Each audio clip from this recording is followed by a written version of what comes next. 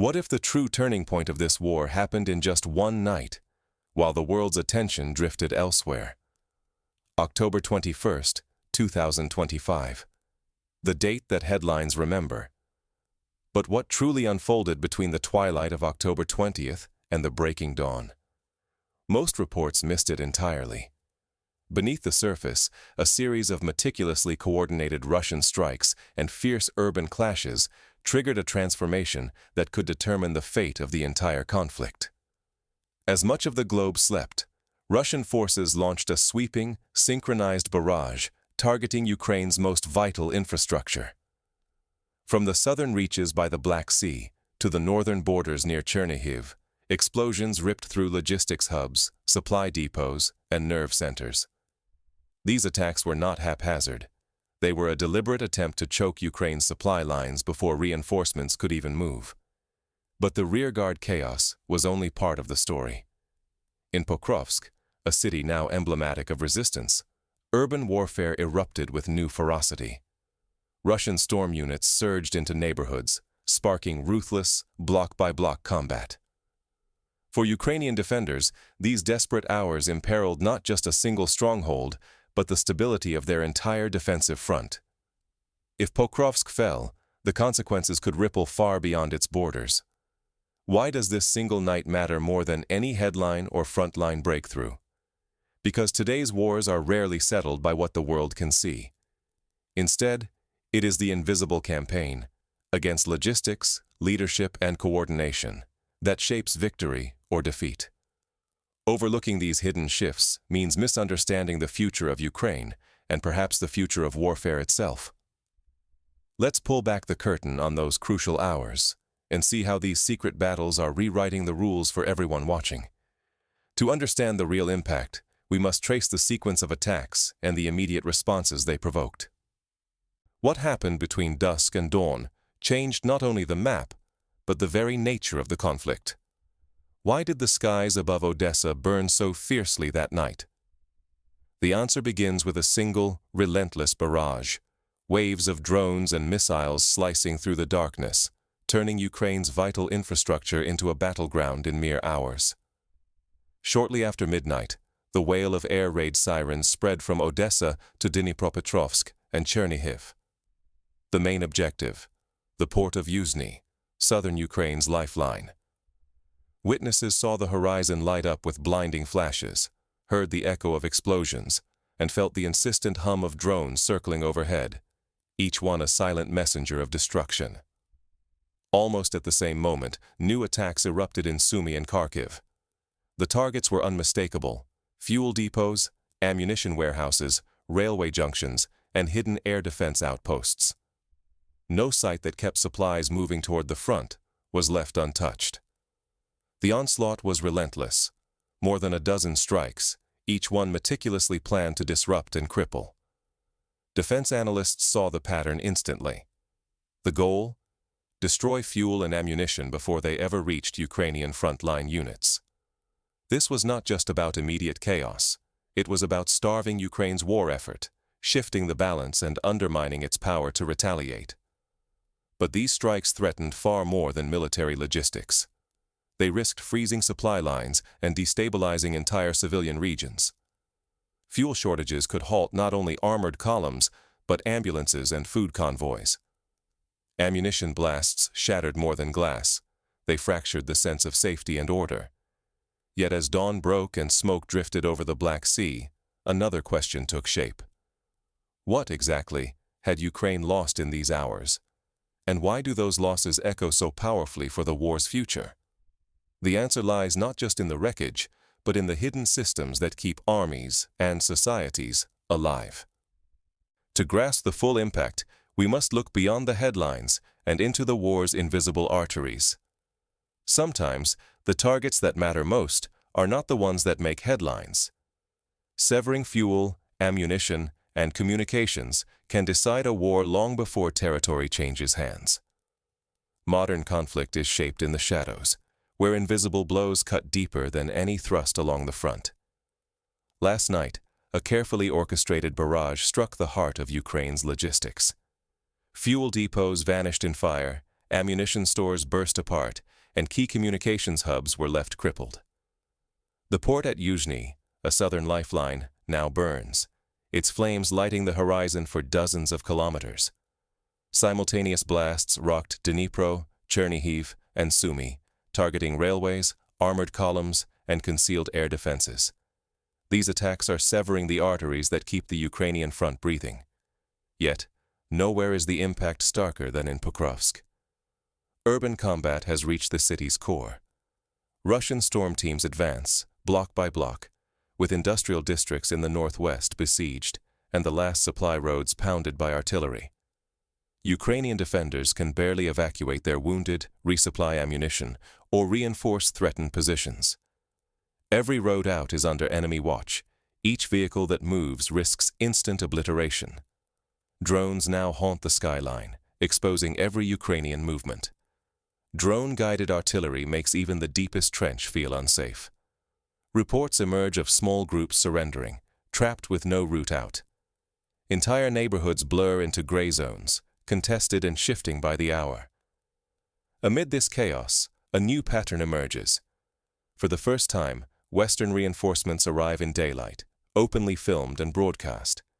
This transparency is both reassurance and warning, revealing how critical the situation has become.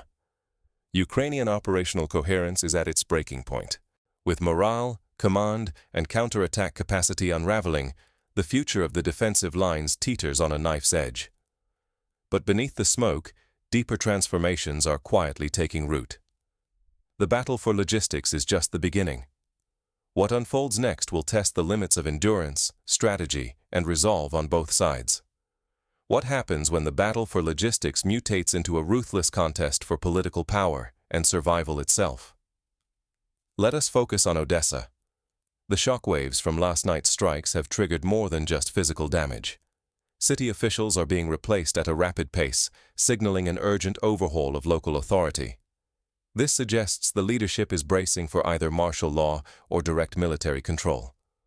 Odessa has become more than a strategic port. It now stands as a frontline city, with all the volatility that implies. Within this chaos, rumors are multiplying. Whispers circulate that Western advisors, possibly from NATO, are moving closer, no longer content with orchestrating from afar.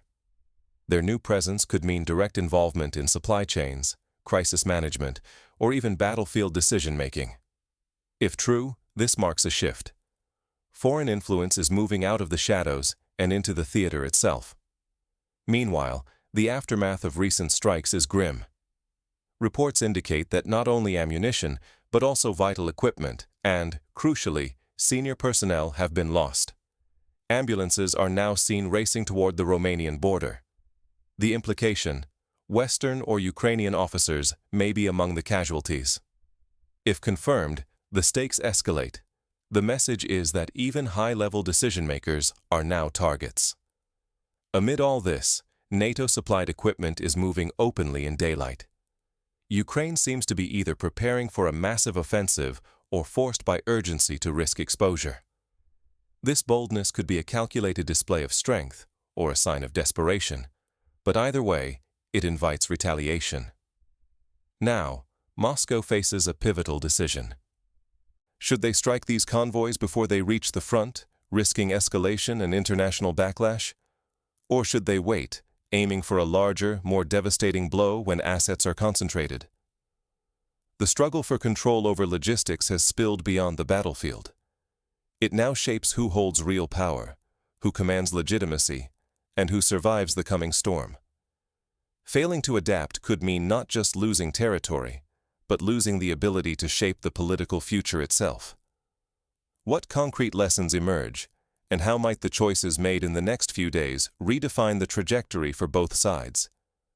As the dust settles, both sides must weigh their options with unprecedented caution. The next decisions could tip the balance, not just for the front lines, but for the fate of the entire region. Victory in war rarely goes to the side with the biggest guns. It goes to those who can outlast, outthink, and outmaneuver the enemy in the shadows. Today's battlefield is as much about railways, roads, and warehouses as it is about trenches and tanks. Armies are learning that if supply chains break, entire offensives can fall apart before a single shot is fired. That is why the latest wave of Russian strikes on Ukrainian logistical hubs is so consequential.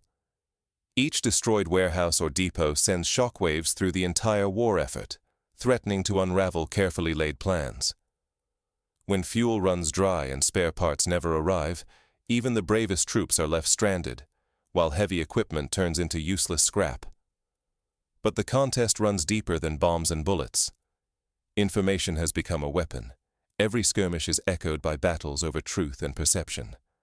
Psychological operations, feints, and misinformation campaigns blur the lines between reality and rumor, keeping both soldiers and civilians guessing what comes next. The war is fought with stories as much as with steel. Leadership shakeups at the top are not just political theater. They signal cracks under pressure, internal fights for control, and desperate attempts to adapt to a fast-shifting battlefield. The way commanders are appointed or removed reveals where each side is struggling, and whether they can withstand the mounting strain. In the weeks ahead, brute force will not be enough.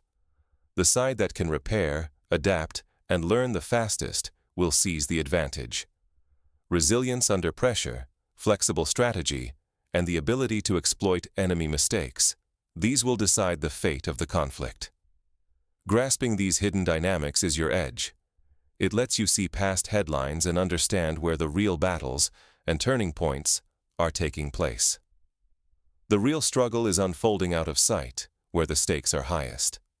The consequences of these strikes are already rippling through Ukrainian defenses. In cities like Pokrovsk, the fight is shifting toward fierce urban combat and desperate improvisation. Tonight's story isn't just about explosions and shattered buildings. It's about an invisible war, one that shapes the fate of entire nations long before the world catches on. Behind every headline, there's a deeper battle raging for fuel lines, rail networks, and hidden command posts. These lifelines, once severed, can bring whole fronts to a standstill before anyone realizes what's happened. The relentless wave of precision strikes we've tracked signals a new era, not only for Ukraine, but for the way wars are fought everywhere.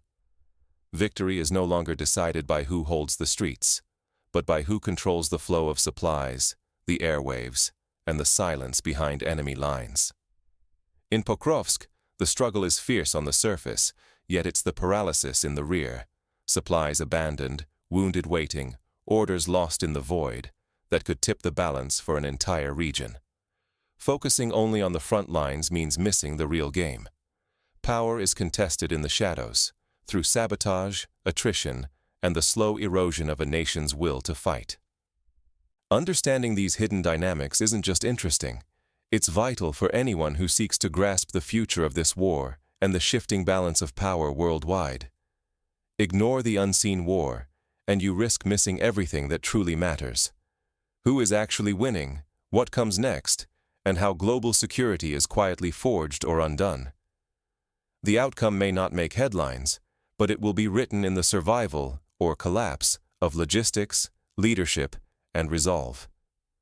So, when you see the next flash on the news, ask yourself, what's really happening beneath the surface? Because in modern conflict, the most decisive battles are the ones no one sees.